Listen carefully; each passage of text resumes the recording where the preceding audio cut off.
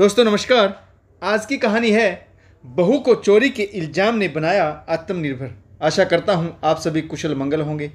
तो आज की कहानी शुरू करने से पहले जो भी चैनल पर पहली बार आया है और अभी तक चैनल को सब्सक्राइब नहीं किया है तो चैनल को सब्सक्राइब करें और घंटी का बटन दबाकर ऑल का आइकन जरूर प्रेस करें ताकि हमारी आने वाली सभी कहानियाँ आप तक सबसे पहले पहुँचे।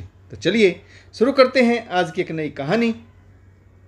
आरती के पिता एक मामूली टेलर थे और माता गृहिणी। आरती के पिता गांव में ही जेंट्स टेलरिंग का थोड़ा बहुत काम किया करते थे और माँ 2-3 भैंस रखती थी जिनका दूध बेचकर घर गृहस्थी का कार्य चलता था। परंतु उन्होंने अपने बच्चों को अच्छी शिक्षा और परवरिश दी। अपनी मामूली कमाई को अपने बच्चों की शिक्षा पर लगाया। उनके 2 ही बच्चे थे, आरती और एक उसका भाई। आरती का भाई भी इंजीनियरिंग करके राजस्थान के कोटा जिले में उच्च पद पर कार्यरत हो गया। आरती ने बैंक पीओ की परीक्षा उत्तीर्ण की और वह बैंक में अफसर बन गई। आरती के माता पिता की मेहनत रंग लाई। उनके दोनों ही बच्चे उच्च पदों पर कार्यरत थे। आरती देखने में भी बहुत सुंदर थी। आरती ने अपने ही बैंक के सहकर्मी अतुल से शादी की। अतुल अमीर घराने से ताल्लुक़ रखता था, परंतु आरती बहुत सुंदर थी, इसीलिए शुरुआती मनमुटाव के बाद उन दोनों के घर वाले इस प्रेम विवाह के लिए राजी हो गए। अतुल की मां ने शर्त रखी कि आरती विवाह के बाद नौकरी नहीं करेगी। लोग कहते हैं कि प्यार अंधा होता है। आरती के साथ भी कुछ ऐसा ही हुआ। अतुल के प्यार में पागल आरती ने अपनी नौकरी छोड़ने का निर्णय ले लिया। आरती गरीब घर से थी, इसीलिए आरती की सास हुक्म चलाती थी।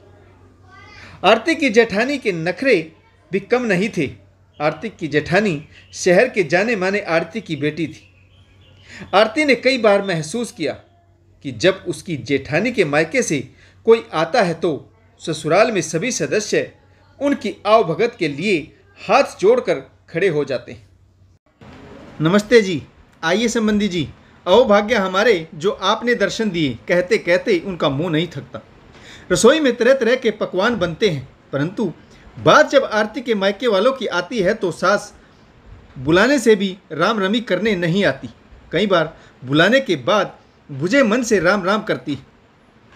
आओ भगत के नाम पर चाय और बिस्किट आरती के मायके वालों के सामने रख दिए जाते हैं। ऊपरी तौर पर खाने के लिए पूछा जाता है, परंतु आरती के पिता इतने स्वाभिमानी हैं कि बेटी के घर का अन्न खाना पसंद नहीं करते और वह मना कर देते। उनसे दोबारा भोजन पूछा नहीं जाता, परंतु जेठानी जी के घर वालों की खाना खाने के लिए मिन्नतें की जाती। सास कहती, नहीं जी, आपको खाना खाए बगैर हम जाने नहीं देंगे। आपको खाना तो खाना ही पड़ेगा, चाहे 2 निवाले ले, परंतु आपको हमारे साथ भोजन तो करना ही पड़ेगा। जेठानी जी के मायके से अगर कोई आता है तो सारा खाना अकेली आरती को ही बनाना पड़ता है, परंतु जब आरती के घर से कोई आता है तो जेठानी जी उसके मायके वालों को एक गिलास पानी तक भी नहीं पूछती। फिर भी आरती इन बातों को नज़रअंदाज करते हुए अपने कार्यों में लगी रहती। सास अक्सर हुक्म चलाती कि बहुरानी, अब तुम अफसर नहीं रही, घर के काम ध्यान से किया करो। तुम्हारी माँ ने तुम्हें सिर्फ कलम ही चलाना सिखाया है या कड़छी चलानी भी सिखाई है? तुम्हारे हाथ नहीं चलते, तड़का भी नहीं, आधा अधूरा कच्चा रह जाता है। आरती ने मायके में शादी से पहले कभी खाना नहीं बनाया था। आरती की माँ घर का सारा काम स्वयं ही करती थी। आरती और उसका भाई अपना सारा समय अपनी पढ़ाई को देते थे। आरती के माँ बाप चाहते थे कि वे पढ़ लिख कर कुछ बने और वे दोनों भाई बहन अपने पैरों पर खड़े भी हो गए थे, परंतु प्यार में अंधी आरती ने अपने पैरों पर स्वयं ही कुल्हाड़ी मार ली। दूसरी तरफ आरती को एक सुकून भी था कि अतुल उससे बहुत ज़्यादा प्यार करता है। आरती अतुल के प्यार की खातिर अपना अपमान सहती रही। सारा दिन सास और जेठानी किसी न किसी बात को लेकर आरती को ताना मार ही देती, परंतु जैसे ही अतुल शाम को ऑफिस से लौटता, उसे देखकर आरती सारे गिले शिकवे भूलकर अतुल पर अपना सब कुछ न्यौछावर कर देती। आरती ने यह सब कुछ सहते हुए ससुराल में हर रिश्ते को संजो कर रखने की पूरी कोशिश की। आरती ने सोचा कि शुरू में दिक्कतें सबको आती, परंतु अच्छे व्यवहार से सबका दिल जीता जा सकता है।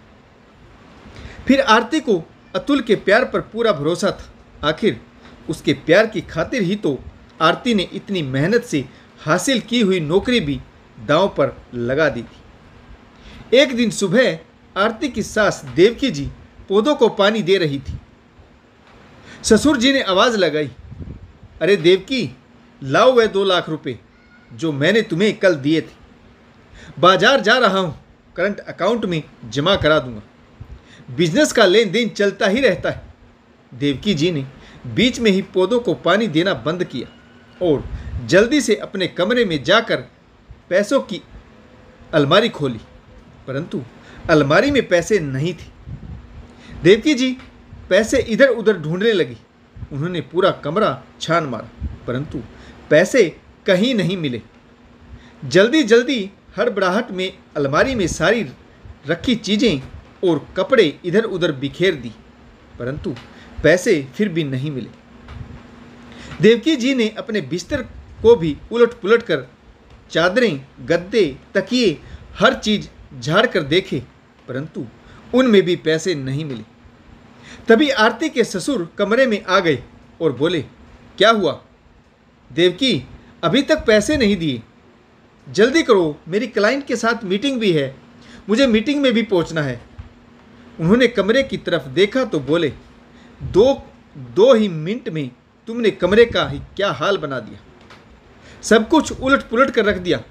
देवकी जी ने कमरे की सभी वार्डरोब खोल खोल कर सारी चीज़ें बिखेर दी और कहने लगी, अब मैं क्या बताऊं आपको, मुझे पक्का याद है मैंने पैसे अलमारी में ही रखे थे, पर अब जब देखा तो पैसे वहाँ नहीं हैं। मैंने पूरा कमरा छान मारा, फिर भी पैसे नहीं मिले। गंगाधर जी बोले, तुम्हें पक्का याद है ना, तुमने पैसे अलमारी में ही रखे थे। देखो, इस उम्र में याददाश्त कमज़ोर हो जाती है, सब कुछ याद नहीं रहता, जरा दिमाग पर जोर डालो, याद आ जाएंगे। देवकी जी झल्लाते हुए बोली, अरे हाँ, मुझे पक्का याद है, मैंने पैसे अलमारी में ही रखे थे। अभी इतनी भी बूढ़ी नहीं हुई हूँ कि कल शाम की रखी हुई चीज़ें भी याद ना रहें। गंगाधर जी आश्चर्यचकित होते हुए बोले, फिर पैसे कहाँ गायब हो गए? इस कमरे में तो कोई आता जाता भी नहीं। उन्होंने अपने दोनों बेटे और बहुओं को आवाज़ लगाई। जल्दी से दोनों बहुएं कमरे में आई और साथ साथ उनके बेटे भी, और वह भी मिलकर सब जगह पैसे की छानबीन करने लगे। देवकी जी की छोटी बहू आरती रसोई में सब्जी चढ़ाकर आई थी, तो वह सब्जी संभालने के लिए रसोई में चली गई। देवकी जी की बड़ी बहू बोली, अरे मम्मी, आपको अच्छे से तो याद है ना कि आपने पैसे अलमारी में ही रखे थे? देवकी जी बड़ी बहू से बोली, अरे बड़ी बहू, मुझे याद है कि मैंने पैसे अलमारी में ही रखे थे। अब यह बात बार बार बोलकर मेरा दिमाग खराब हो गया है, पर पैसे घर से गायब कैसे हो सकते हैं? उन्हें ज़मीन निगल गई या आसमान खा गया, मेरी तो कुछ समझ में ही नहीं आ रहा। क्या पैसे के पैर लग गए जो वह अपने आप चलकर घर से बाहर कहीं चले गए? देवकी जी अपना माथा पकड़कर वहीं बैठ गई। थोड़ी देर चुप बैठी रही, फिर अचानक से उनके मन में कुछ ख्याल आए। उन्होंने अपनी बड़ी बहू के पास जाकर उसके कान में कहा, कल तुमने आरती बहू को मेरे कमरे की तरफ आते हुए देखा था क्या? बड़ी बहू बोली, हाँ मम्मी जी, कल रात को आरती आपके कमरे में दूध लेकर आई थी, परंतु आप और बाबूजी बाहर बालकनी में बैठे थे, इसीलिए वह दूध अंदर कमरे में रख कर चली गई और आपकी पोती रिद्धिमा से बोली कि दादा दादी को बोल देना दूध रखा है, आकर पी लें। देवकी जी बड़ी बहू से बोली, बड़ी बहू, तू मान या ना मान, पर मुझे तो पक्का विश्वास है कि पैसे आरती ने ही चुराए। अभी 2 दिन पहले ही उसके भाई का फ़ोन आया था कि लॉकडाउन के चलते वह नौकरी पर नहीं जा पा रहा। गरीब घर है, 2 वक्त की रोटी के लाले पड़े हुए। उसने अपने घर वालों की मदद की होगी। तभी देवकी जी की छोटी बहू आरती पानी लेकर कमरे में आ गई और उसने सारी बातें सुन ली थी। पानी का गिलास देवकी को दिया और बोली, पानी पी लीजिए मम्मी जी। यह बात सच है कि 2 दिन पहले मेरे भाई का फ़ोन आया था और वह अपनी नौकरी को लेकर बहुत परेशान है। मैं यह भी मानती हूँ कि मेरे मायके वालों की स्थिति हालत ठीक नहीं। मेरे भाई का कोई छोटा मोटा बिजनेस शुरू करना चाहता है, क्योंकि नौकरी का अब कोई भरोसा नहीं। वह कोई बिजनेस शुरू करना चाहता है। अगर उसकी नौकरी दोबारा लग गई तो बिजनेस पापा संभाल लेंगे, लेकिन उसके लिए उन्होंने पैसे का इंतजाम कर लिया है। यही बात बताने के लिए उसने मुझे फ़ोन किया था। मेरे पापा ने लोन लिया है। मेरे मायके वाले अपनी समस्या खुद सुलझा लेंगे। मेरे भाई ने मुझसे 1 पैसा भी नहीं मांगा। अगर मेरा भाई पैसे मांगता भी तो मैं उसकी बात आप और पापा जी से करवाती, क्योंकि अभी मेरी शादी को सिर्फ 6 महीने ही हुए और घर का लेन देन आप ही करते हैं। मैं आपसे बिना पूछे अपने भाई को कोई सहमति नहीं जताऊंगी। माना मैं गरीब परिवार से हूँ, मेरे परिवार की आर्थिक स्थिति सही नहीं है, पर इसका मतलब यह नहीं कि आपके घर में अगर कुछ भी इधर उधर हो जाता है तो उसका पूरा इल्ज़ाम मुझ पर लगा दोगे। मैं इस घर की बहू हूँ, मैं कोई चोर नहीं। अभी कुछ दिन पहले आपका सोने का हार इधर उधर हो गया था तो आपने बिना कुछ सोचे समझे फटाफट मुझ पर शक कर लिया। जेठानी जी ने तो यह तक बोल दिया कि मेरे भाई का रिश्ता तय हो गया। हार से हम अपनी भाभी के जेवर बनवा देंगे, परंतु थोड़ी देर बाद ही वह हार आपकी अलमारी में किसी साड़ी में उलझा हुआ मिला। मैंने तो सोचा था कि आप यह सब देखकर शर्मिंदा हो गई होंगी, इसीलिए मैंने आपसे कुछ नहीं बोला। मायके जाती हूँ तो मेरा साड़ियों से भरा हुआ बैग आप पूरा चेक करती कि मेरे मायके में यहाँ से कोई कीमती सामान तो नहीं जा रहा। मुझे आपकी सब हरकतों के बारे में पता है माँ जी। आप मुझे इस घर की बहू कम बल्कि गरीब घर की चोर लड़की ज़्यादा समझती। मैंने आप लोगों के अच्छे स्वभाव और अतुल जी के प्यार के कारण अपनी 80,000 रुपये महीना की नौकरी छोड़ दी। गरीब घर की लड़की हूँ, इसीलिए आप लोग मुझे चोर समझते हैं, वरना इस घर में जेठानी जी भी तो रहती हैं, परंतु उन पर तो आपको पूरा भरोसा है।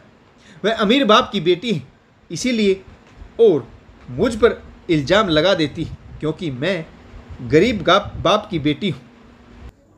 तभी आरती का जेठ दूसरे कमरे से चिल्लाता हुआ आया। उसके दोनों हाथों में पैसे थे। उन्होंने बताया कि वह रिद्धिमा को ऑनलाइन क्लासेस ज्वाइन कराने उसके रूम में गया था तो बेड पर पैसे बिखरे पड़े थे। उन्होंने रिद्धिमा से पूछा तो उसने बताया कि कल वह दादी के कमरे में गई थी। दादी की अलमारी खुली पड़ी थी। इतने सारे नोट देखकर वह उन्हें उठाकर अपने कमरे में ले आई और शॉपिंग गेम खेलने लगी। उसने सोचा था कि गेम खेलकर पैसे वापस रख देगी, परंतु गेम खेलते खेलते वह सो गई। मैं उसे अभी जगा कर आ रहा हूँ। उसकी ऑनलाइन क्लासेस का टाइम हो गया। देवकी जी का चेहरा छोटी बहू को देखकर पीला पड़ गया। तभी माहौल को हल्का करते हुए आरती का पति अतुल बोला, आरती तुम जाओ रसोई में, सबके लिए कड़क चाय बना लाओ। पैसों के चक्कर में दिमाग की दही बन गई। आरती रसोई में चाय बनाने चली गई तो पीछे से आकर अतुल ने आरती को अपनी बाहों में भर लिया और बोला, मैंने सब कुछ सुन लिया और मुझे पता भी चल गया है कि माँ तुम्हारे प्रति क्या सोच रखती है। जिस तरह से माँ ने आज तुम पर इल्ज़ाम लगाया मुझे बहुत बुरा लगा। तुम अपना बायोडाटा तैयार कर लो। अब तुम्हें इस घर में गरीब जिंदगी बिताने की कोई ज़रूरत नहीं। तुम नौकरी करोगी। अगर माँ ने दोबारा कोई ऐसी हरकत की तो से पहले मैं तुम्हारे स्वाभिमान की रक्षा करूँगा। तुम्हें लेकर कहीं चला जाऊँगा जहाँ बार बार तुम्हें अपने सम्मान और स्वाभिमान की परीक्षा ना देनी पड़ी। आरती के ससुर जी भी देवकी जी के ऐसे व्यवहार के लिए उससे माफ़ी मांगी। आरती अपने पति और ससुर जी के व्यवहार से संतुष्ट थी। उसकी आंखें छलक उठी। जल्दी ही आरती को नौकरी भी मिल गई। अब वह आत्मसम्मान की जिंदगी जी रही थी। आरती की मेहनत और लगन रंग लाई। जल्दी ही वह बैंक मैनेजर की पोस्ट पर प्रमोट हुई। अब वह खुद लाखों रुपए महीना कमा रही थी। ससुराल में कोई उस पर उंगली उठाने वाला नहीं था। वह जेठानी और सास जो उस पर हुक्म चलाती थी, अब उसके ऑफिस से आने के समय पर चाय नाश्ता तैयार करती थी। आशा करता हूं आपको यह कहानी जरूर पसंद आई होगी। तो दोस्तों, अगर आपको हमारी कहानियां पसंद आए तो चैनल को सब्सक्राइब करें और शेयर करें और कमेंट्स जरूर करें ताकि हमारा हौसला बढ़ता रहे, तो हम आपके लिए नई नई कहानियां लेकर आते रहें। तो कहानी पढ़ने के लिए आप सभी का बहुत बहुत धन्यवाद। जय हिंद, वंदे मातरम, भारत माता की जय। जय जवान और जय किसान।